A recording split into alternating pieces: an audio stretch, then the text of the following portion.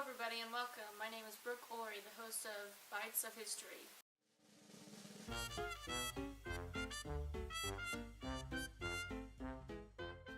Today we have Meredith Danforth, and we're going to be talking about her grandpa, William H. Danforth, and he is the inventor of Chex. Today we are going to talk about how the snack Puppy Chow came to be. My great-grandfather, William H. Danforth, I called him G-Paw Willie.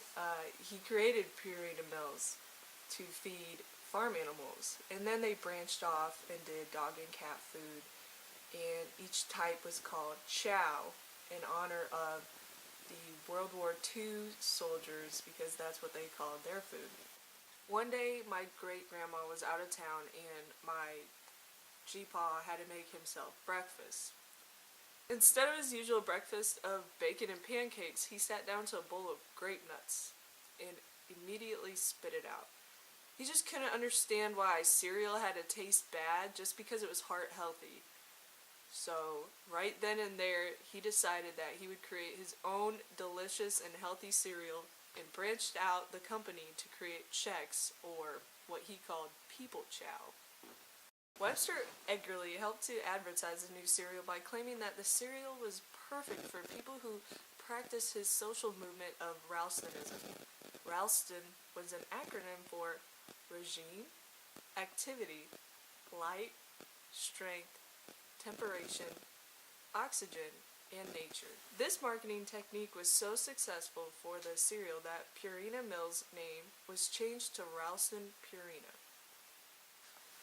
So Meredith, now that we know how Chex came about, why did they add the delicious chocolate and peanut butter to the Chex to make Puppy Chow? Even though Chex cereal started out as a good idea, not many people were willing to buy food from a company that also made dog and cat food. So the sales were at an all-time low, and the company was in danger of having to completely abandon the idea, but G-Paw Willie did not want to because he loved it and it was like a baby to him. In a final attempt to save his branch, he called his friends over to pull an all-night brainstorming session on how to spike sales. My great-grandma, who had a huge sweet tooth, was elated because she didn't have guests over very often and she wanted to be a good hostess. So she decided she would make sweet snacks for the group. She covered the Chex with peanut butter and chocolate and then left the kitchen to go grab a couple of cold ones for the boys.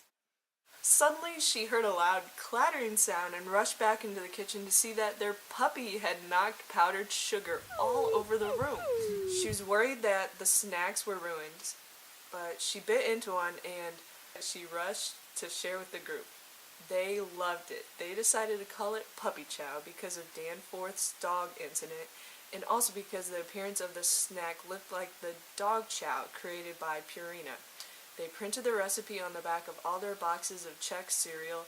The idea worked, and Chex soon became a popular cereal brand.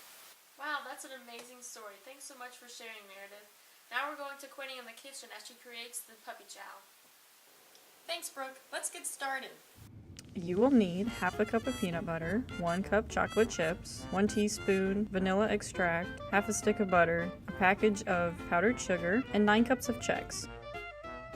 Combine the butter, vanilla, chocolate chips, and peanut butter into a bowl.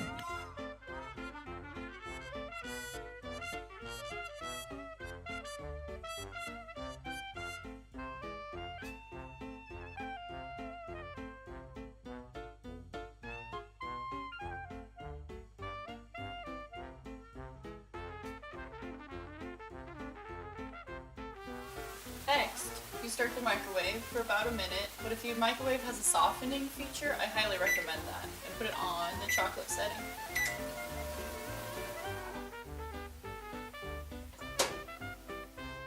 Stir the melted mixture until combined. Pour the chocolate over the Chex and mix that puppy up.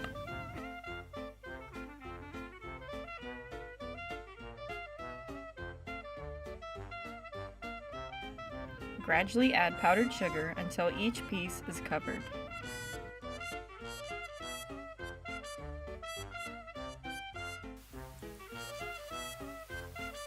perfect every time. Thank you, Quinny, and thank you guys for watching. This has been a history of Puppy Chow on Bites of History. Everyone have a good night. Go. Howdy. Girl!